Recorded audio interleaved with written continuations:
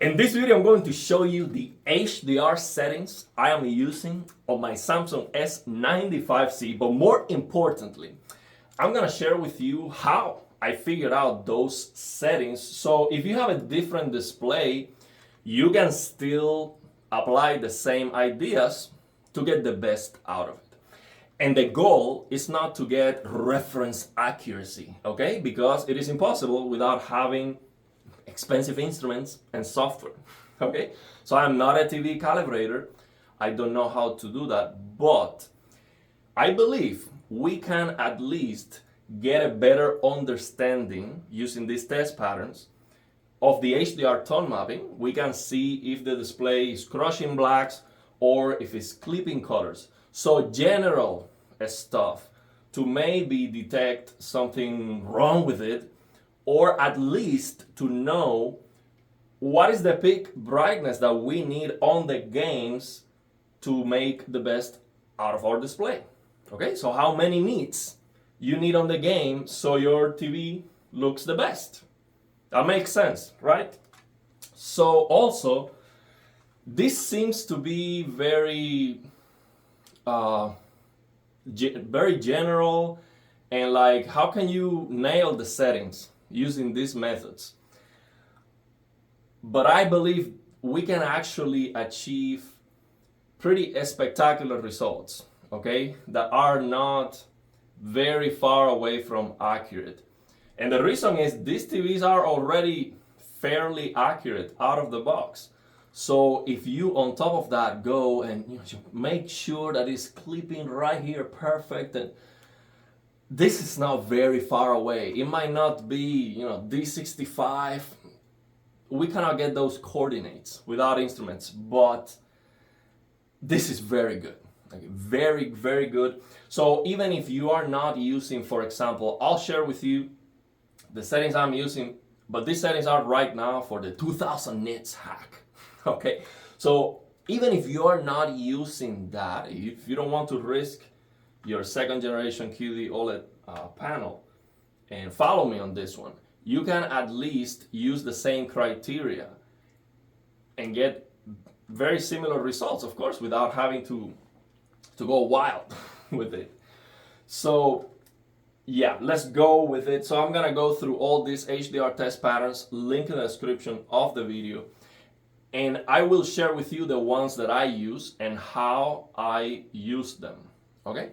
There are many of those test patterns that are just for testing, but you cannot use them to actually improve anything. So those are not interesting to me. So if I see a test pattern I see the defect that my TV has, but I cannot change it. So I'm not gonna focus on that. I'm gonna focus on the test patterns that I believe are useful to understand what's going on so we can tweak the settings accordingly, okay?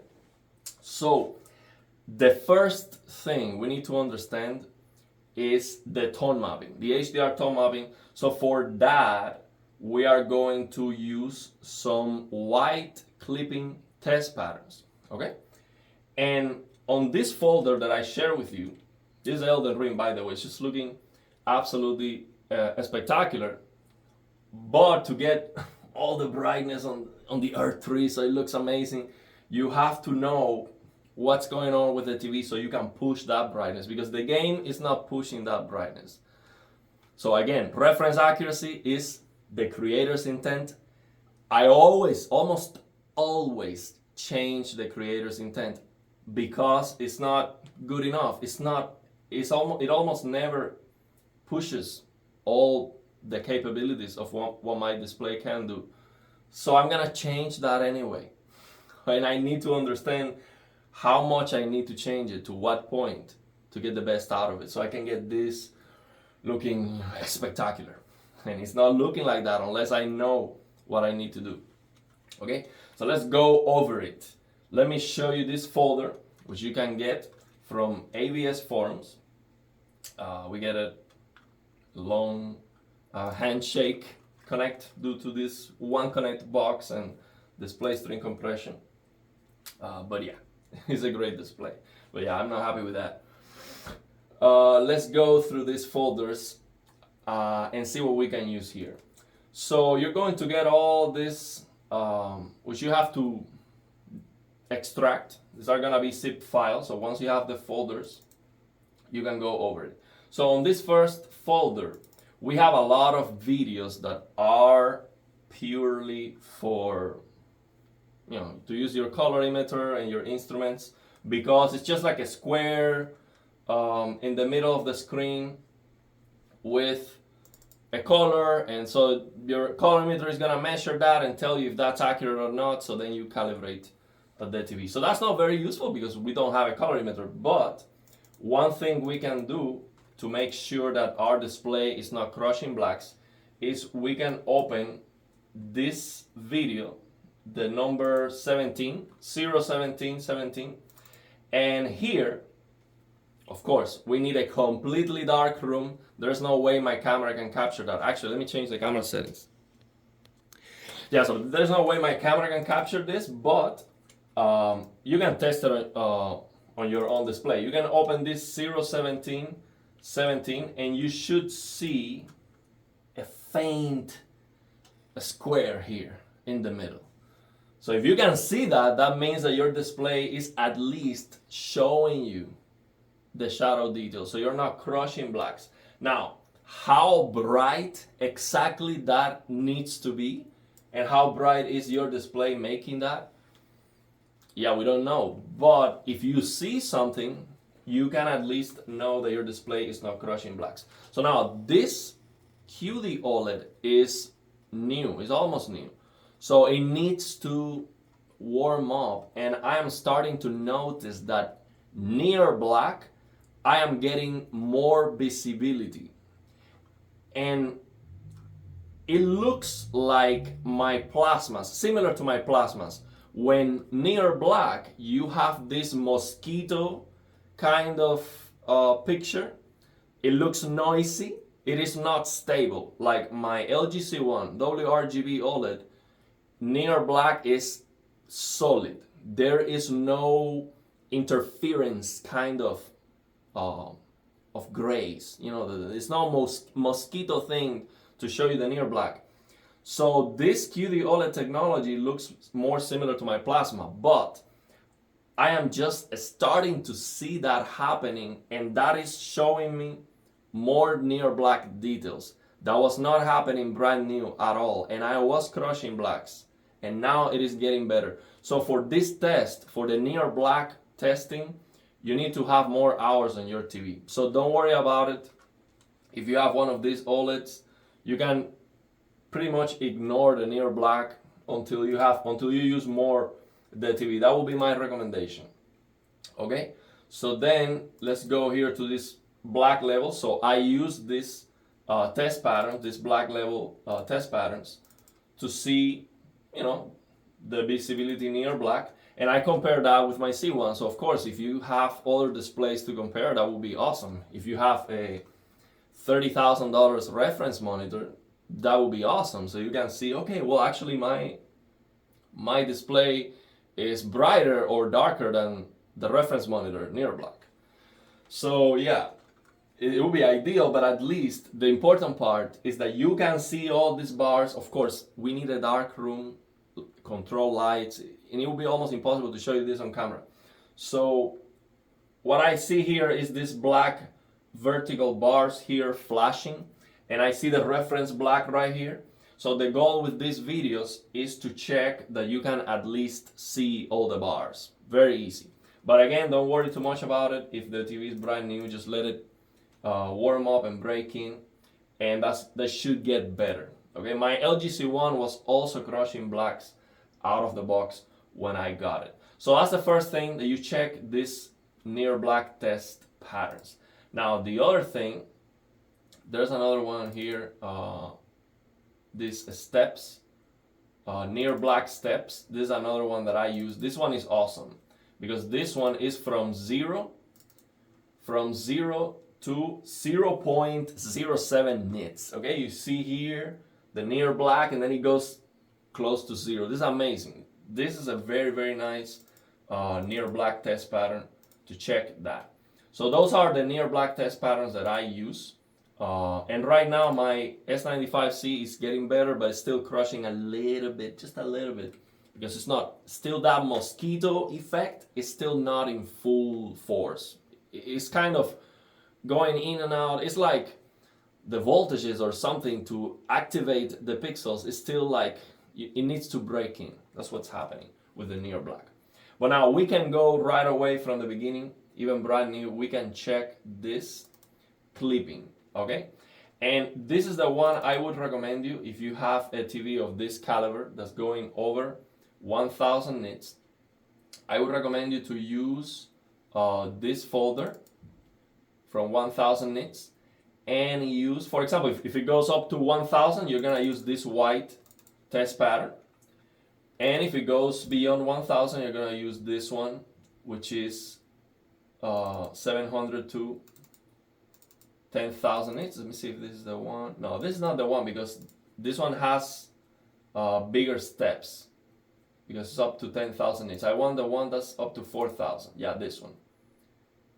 Yeah, from 900 to 4,000 nits. And the reason is I have more granularity here. So to test the S95C tone mapping, I use this one specifically.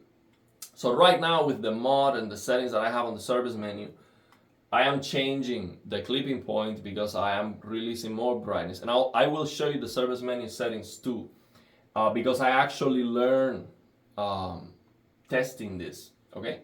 That's why I'm sharing this. You will learn if you test and do this stuff. So right now, it is clearly clipping right here at 2000 nits. And when I did this original video that I shared with you, the service menu settings, it was clipping like at 1850, something like that. So I had to change those settings that were recommended on the post I shared with you, okay? So each TV might be different, slightly different. So you might have to fine tune it for yourself. So right now it's clipping right here at 2000 nits. So that is with peak brightness on high. If I change the peak brightness, let me see, where's my right remote? So if I change the peak brightness from high to off, this is gonna change, the clipping point is going to change. We go here. I'll show you the settings slowly now. Let me change here this to off. So if I change this to off, now the clipping point is 650 nits. So I open this one from 240 to 1000 to 4000 to 1000. And the clipping point is right here, okay? So if I change this peak brightness to medium, then it is 1100. So now, why is that useful? For example, if you are using RTX HDR for video, for YouTube videos, for example, which I use all the time, I have that on all the time, it maxes out at 600 nits. So then you use this one, and it is going to look brighter because this is not actually going to be releasing just 600 nits. I believe it's like 800 or probably closer to 1000 even. So it is going to look brighter if you, for RTX HDR video, if you use peak brightness off, and of course you're using, I'm talking about the settings I'm using with the 2000 nits mod. If you're not using that, you have to test it. That's why I'm sharing how I figured this out. So if you're using RTX HDR video with this mod, peak brightness off is gonna give you brighter overall pictures and brighter highlights, okay? Because it's clipping closer to that point, okay? Now if we use medium, then the clipping point is 1100. So here it's not clipping at all because this is up to 1000. So if I go back to this one, now I see the clipping point is right here, 1100, okay? So we have three targets, 650, 1100, and 2000. Okay, so for gaming, I am always gonna use 2000 because I can always change the peak brightness of the game. Now you can always use 2000, and for RTX video, if the peak brightness is 600 and this is accurate, it is gonna be following the UTF until 600, and you're going to get it fairly accurate. And if you use off, then you're actually pushing more brightness than 600, because it's not because it's not accurate, but it's actually pushing more because that's the way the tone mapping is set. Okay, so you want it to be brighter. You're using RTX video to begin with. You are converting SDR to HDR, and the brighter the better. So forget about accuracy there. It's gonna look better with more brightness. So now, using this test pattern, I'm gonna change it to high, and I'm going to open the service menu to show you why this was useful. And you can use the same idea to tweak your service menu EOTF tracking settings to make sure that it is clipping perfectly at that target, whatever that is. Okay, so of course you need to know. I'll show you. Let's go to the service menu first. So let me change this to high, show you the settings. So these are the settings I'm using. Okay, so brightness and contrast max out for HDR. Sharpness is in 10 because I'm using PC mode right now. When you use game console or console mode, the sharpness goes down to 0. So that's what I use. Color 18. And this tint in green, I'll show you why later. I saw a Classy Tech calibration video where he recommended this green one, but I didn't want to change it because I didn't have any reason to.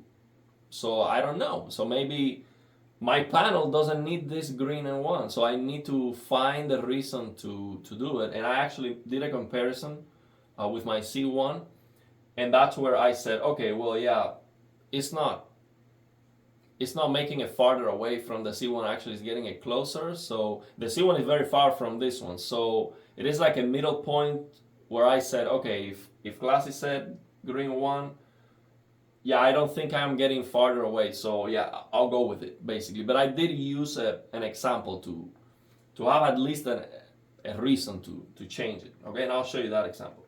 So contrast enhancer, of course, off always, and HDR tone mapping is static. But I will also show you the settings for the active tone mapping. Warm too, and we don't have any ST2084 or shadow detail adjustment here because we're changing that on the service menu. Okay, so we're gonna change this to high, and we're gonna go to the service menu. Let me pause the video. I already showed you this many times. We are using the color control app to access the service menu. So let's see if I don't have any issue here. Just gonna turn on the Wi-Fi and see if it works. Let me actually open it again and see if this works. Now, if this doesn't work sometimes, it's because the IP address of your TV changed because you have multiple things connected to the internet. So you just have to click add and manually add it again and type in the new IP address, and you can get that IP address on your network settings on the TV. Okay, so let's see if we can go in right now. This is the LG. So see if we can go here into the service menu, factory menu, see if it works, and there you go, allow, and it should work now. And if it doesn't work, then I'll close it and it should work now. Yeah, it's not gonna work. So I need to close it and open it again.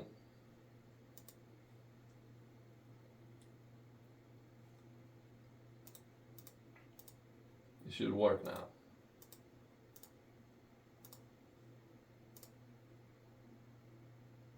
Okay.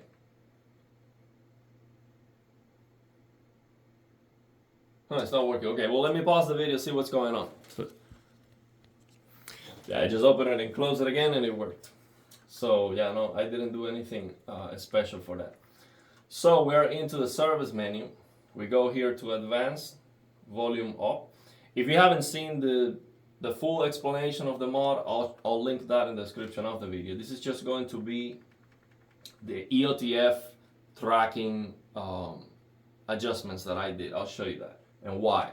So basically what we did was we went here on advanced, click volume up, for a moment until these new options appear.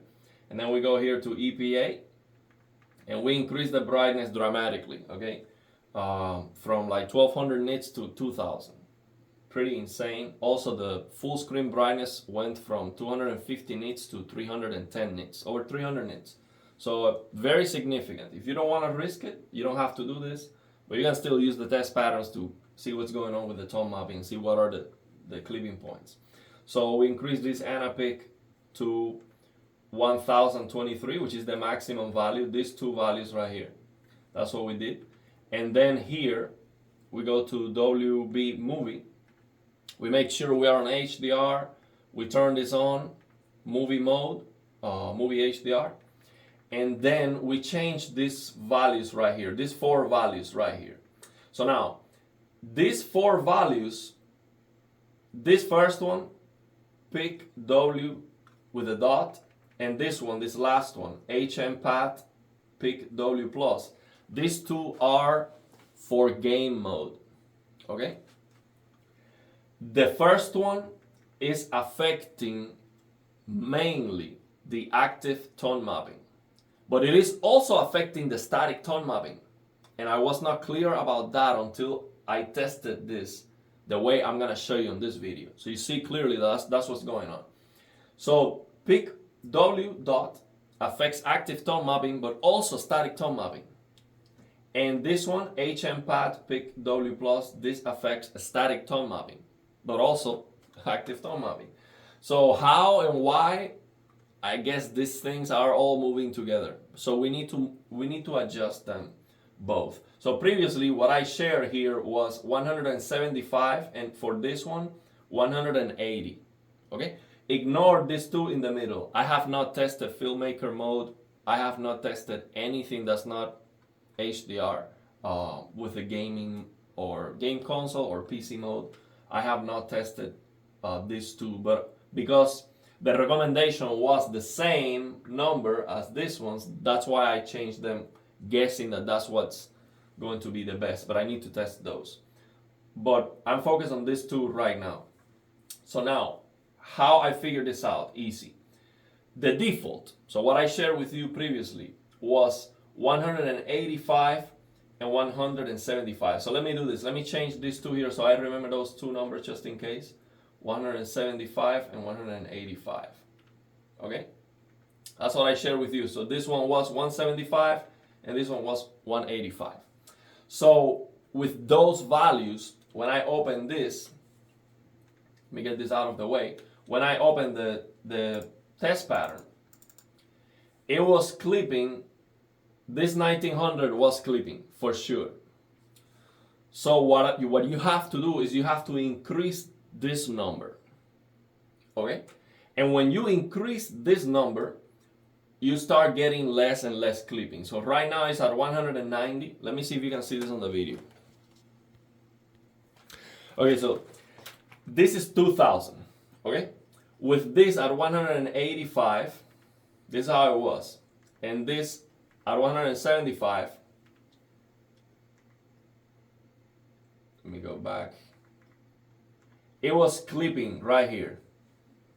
You can see the 1900 is clipping.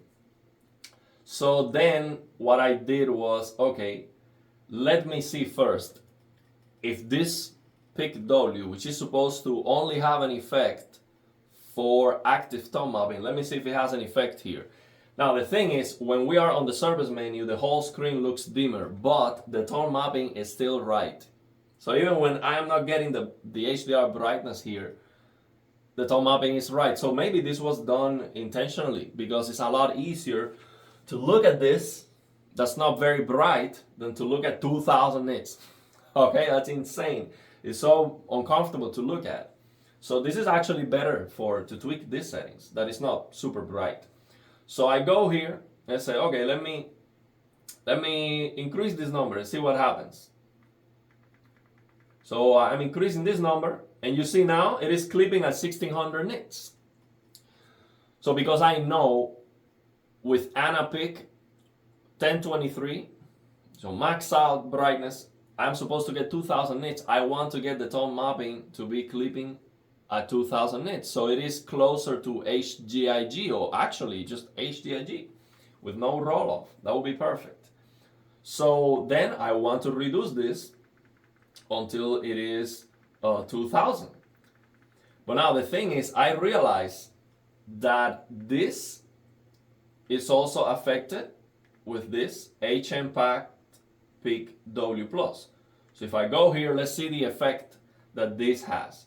If I reduce this number, the same thing happens. Now I'm clipping more and more and more. So right now it's clipping at 1600. Okay? So we need to increase it. How much? Until we get 2000. That's how much we need to increase it.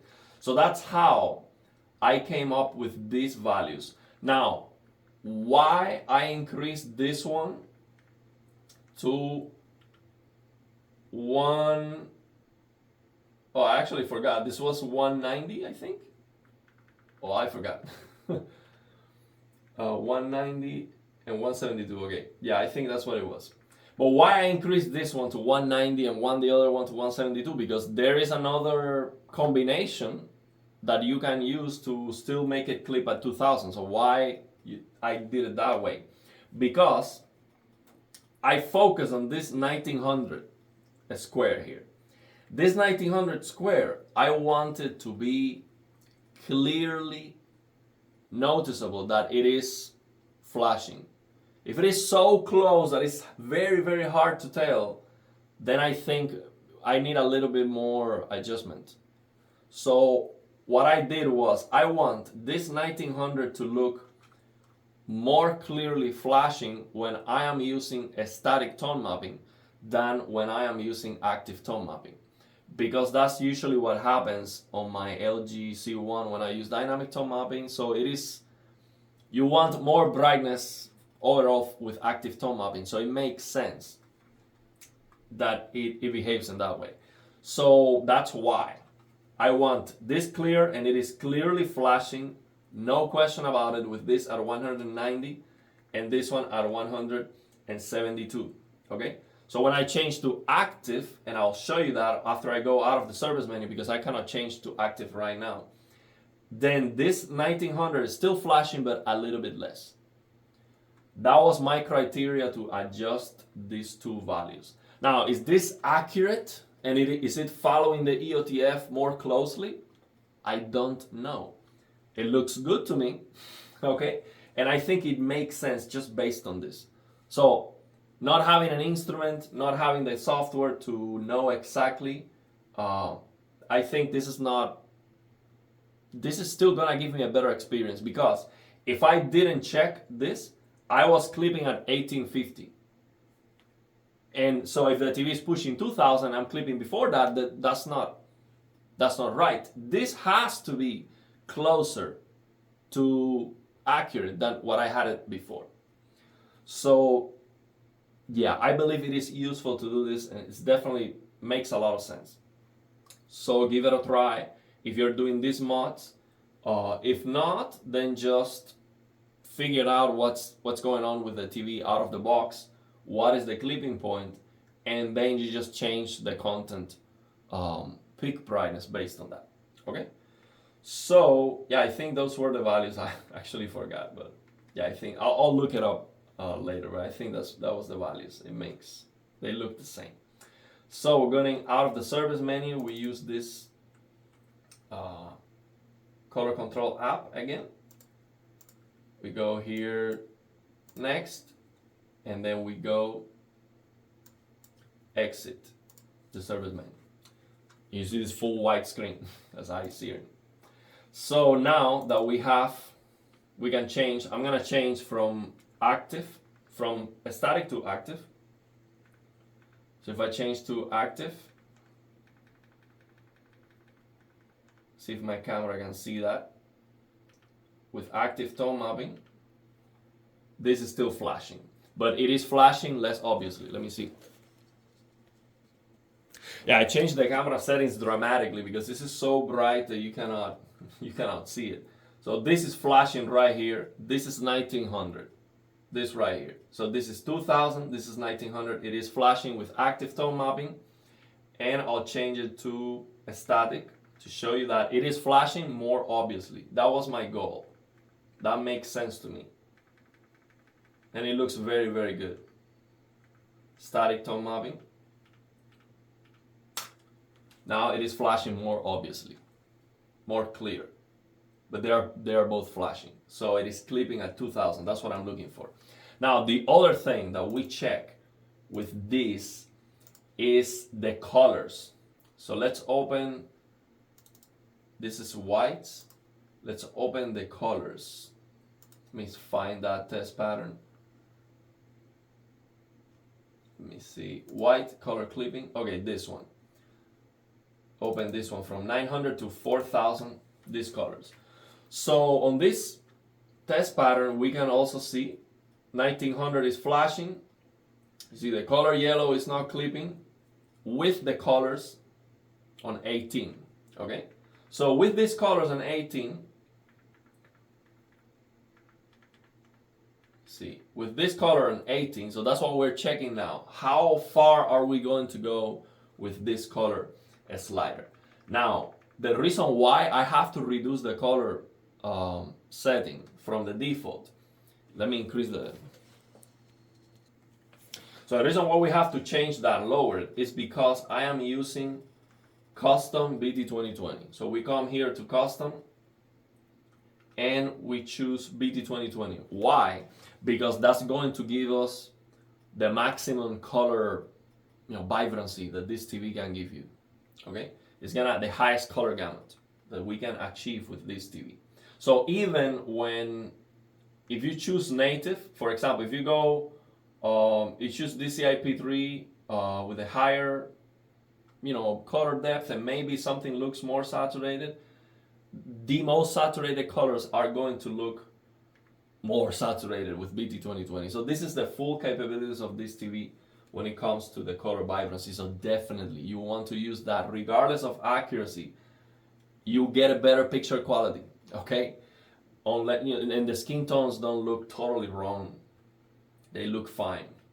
So they look perfect to me, actually. I don't see any issues, but yeah, if you're a purist, it's okay. You get better picture quality. So what happened is that Samsung didn't calibrate DCI-P3. Why? For all the wrong reasons. They thought maybe, oh, we don't have a lot of BT 2020 content, so people don't need that. Let's just calibrate DCI-P3 and that's it. Wrong, because most of the HDR content, to not say all of it, comes on a BT 2020 container, even if it is not pushing the colors that far. And for gaming, we can always get BT 2020 colors. Even if the game doesn't support it, you can use reshade and push the colors, done. So yeah, it was just a bad decision. They should have calibrated this. So that's why we have to mess around with the settings so much when it comes to the colors. So now with that BT 2020, why I am choosing color 18? Well, here's the thing. I used this test pattern and I said, okay, ideally, I don't want any color to be clipping before 2000. I want all the colors to be clipping, perfectly, at that point. And right now, this color red is the only one that's clipping at 1900. Let me adjust the camera settings. Okay, so right now, this color yellow is not clipping at 2000. It's actually clipping at here, 2150. This one, it's never clipping at all. This one's never clipping. This one is clipping like 2300. This magenta. Now, blue is not clipping either until 2300. So the red is the one that's clipping before, but it is at 1900. I mean, that's perfect, almost. So now, is that ideal? I asked FOMO, because he has a reference monitor. I asked him, hey, is the reference monitor with these test patterns? He has this. I've seen it on his video, so I know he has these test patterns. I asked him, with this test pattern, is the Sony HX3110 reference monitor clipping the colors at the exact target? So when you have 1000 nits set or 4000 nits, are the colors clipping perfectly in line? And he told me no. The primary colors are clipping before. the target. So then this is not a factor to decide, color accuracy or none of that. You might have to increase it even if you get some clipping. So I use my LG C1 as a reference to compare. And if I lower the color saturation so the red is not clipping until 2000, sometimes it looks a little bit desaturated, but yeah, that's not a very solid criteria. But I also watched the Classitech calibration video where he recommended 18. So, I mean, it's definitely some reasons to use it this way. The first time I got the TV, I set it to 16 because I didn't want that red to be clipping. So yeah, but 18 is okay. 2 clicks, I mean, we can barely tell that difference. When we talk about reference accuracy and the difference between that and out of the box with this TV, sometimes you cannot tell that difference. It doesn't really matter. What is definitely going to matter is if your game has 4000 nits, it's trying to output 4000 nits, and now you're clipping everything. So you're losing details. Or if you increase the color saturation too much, and now all the reds look the same. So everything looks blown out. That's what really matters. So that's why I think this is so important to understand. Now, the other thing is, with this test pattern, I validated that the changes I did for the EOTF tracking, they improve things. Because this red was clipping actually before this 1900. It was clipping at 1800. So I'm like, okay, it seems like these changes that I made kind of balance out a little bit better the colors. Maybe not, but I think I feel good about it when I saw, okay, now the red is clipping less with the same value and the white is still clipping. So basically the white was clipping before and now it's clipping at 2000, but the red is clipping after. I don't know. I am guessing because I don't have instruments, but I think I feel good when I saw this. Oh, actually, I'm very close. If I consider that to be perfect. So yeah, that's what I do to use this one. So the same thing happens if I change this to medium peak brightness. I will see the colors clipping very close.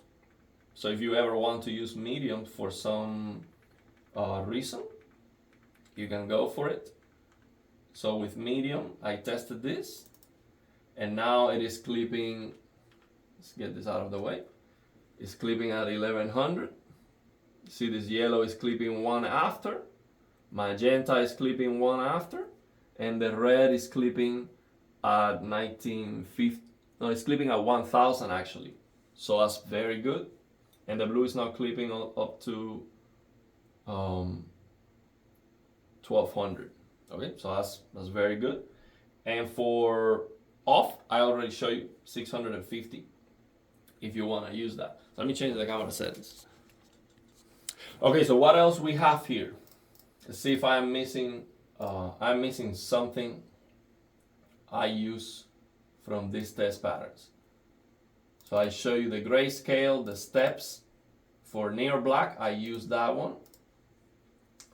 For the colors, these single colors to check the screen uniformity, you can use this. Also, these colors are supposed to be 100 nits.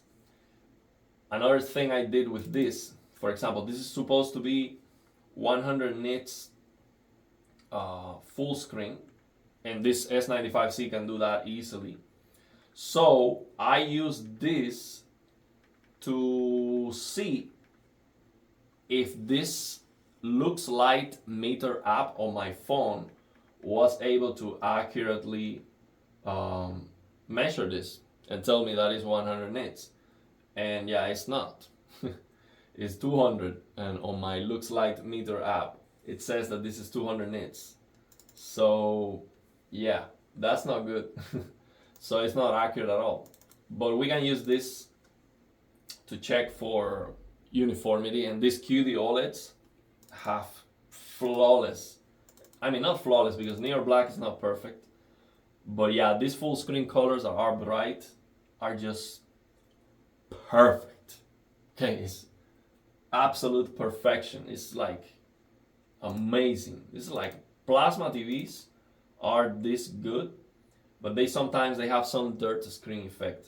Like my Pioneer Kuro has a little bit of dirt screen effect, but they look similar. They look very uniform. But this is perfection, man. I absolutely love this thing when it comes to full screen color. So this is something you can use to compare maybe WRGB with your QD OLED and see, okay, well, yeah, the difference is great. The other thing you can do is you can compare to see which colors are brighter. For example, this yellow color is very bright, very, very bright, and it is much brighter than this blue color. However, this blue color, when I look at it, it looks bright to me. So to my eyes, the different colors, even if they have different brightness, that doesn't necessarily mean that my eyes are detecting that brightness difference linearly at all. And I was surprised. Like this yellow color is significantly brighter than the blue, but they look similar. Okay, so that's very interesting to me. Very interesting. All these colors have different brightness. When I use the Lux Light Meter app on my phone, they all measure completely different. And that's inaccurate. The Lux Light Meter is not going to give me an accurate measurement, but you know, it is a point of comparison, and that's very interesting to me. So what I was expecting is to be able to verify that with the mod I'm getting 310 nits full screen. Well, when I measure that with the Lux Light Meter app, I get like 380. So that's not accurate, of course. But yeah, these yellow colors, wow, this looks bright. It's really, really awesome. So let's see what else we use here.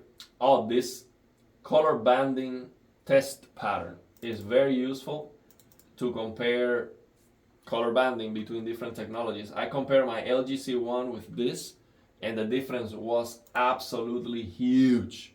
With QD-OLED color, the gradation of colors is so much better. It's not even close. So as a consequence, I see a lot less color banding on the content, on the games. It is one of the biggest improvements, jumping from the LG C1 to this QD OLED. Huge. And by the way, I'm not getting rid of the C1. The C1 is great. It has great motion clarity, and it has other things that this doesn't have. But yeah, the difference is really great when it comes to HDR. So that's a very useful test. For that, we can also check these. Let me see if these are the. Let me see if this is the. No, not this one. There is a near black test that is with the colors. Yes, this one. This is great. So we can see the saturation. We can compare the saturation of colors near black. This is red. Of course, you cannot see it. It's too dark for the camera. Let me open a brighter one. Yeah, this is too bright. Let's see this one.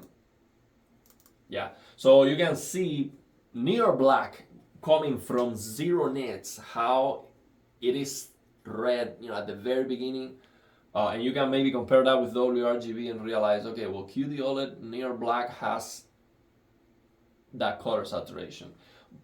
But again, QD OLED looks completely different near black because it has this mosquito noise.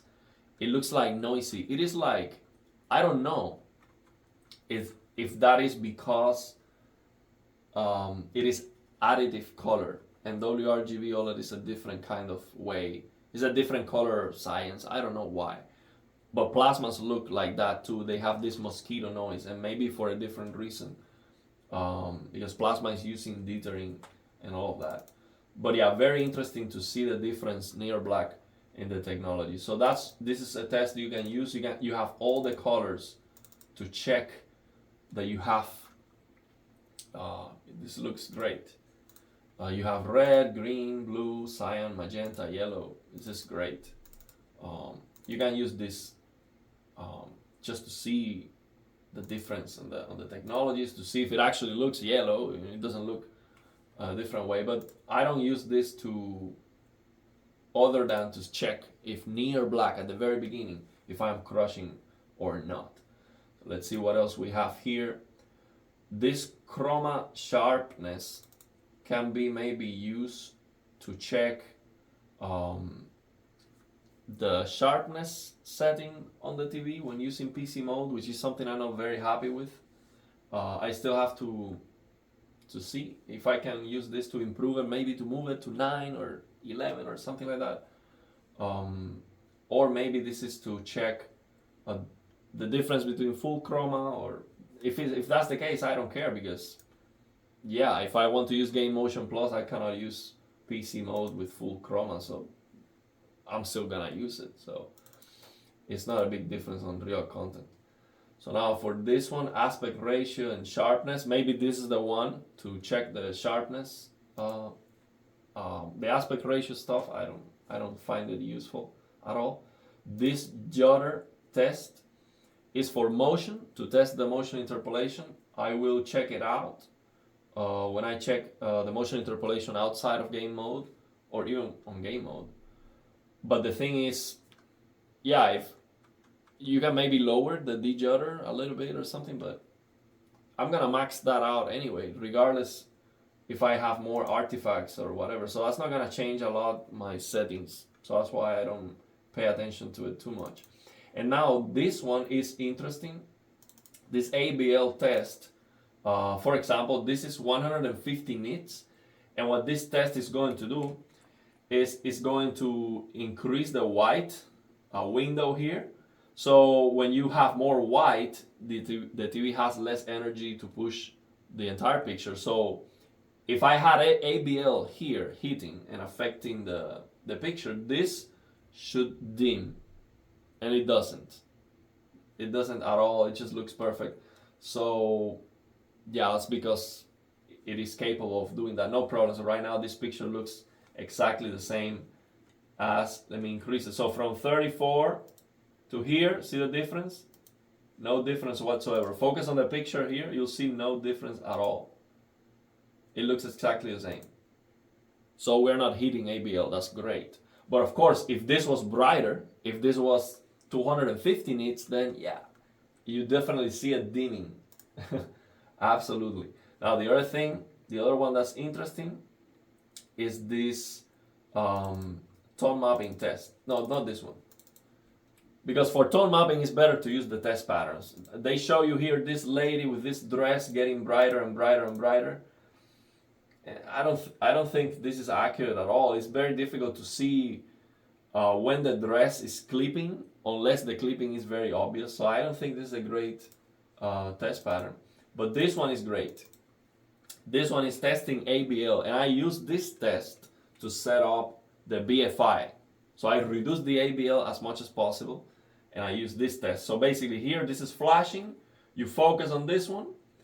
And for example, right now, this is flashing. So what that means is that we're hitting ABL. Even at 19%, we're hitting ABL. So of course, 9%, this should not flash. Let me go back to from the beginning. So at 9%, this should not flash. Of course, the 9% is this already. So as soon as we have this, then this starts flashing. That's because we are hitting ABL. But if we reduce the brightness from high to medium or off, that changes. If you reduce the contrast, that changes. But if you reduce the contrast, then you have to increase the colors. You can use the test pattern. So if you want, for example, to reduce ABL as much as possible, you can turn off peak brightness and you can lower the contrast. So for example, if I right now, this is with the 2000 nits mod, so of course the ABL is affected by that too. So if I turn this off and then I reduce the contrast to 21, I tested this already, 21, I have almost no ABL at all. But now I would have to touch the colors, okay?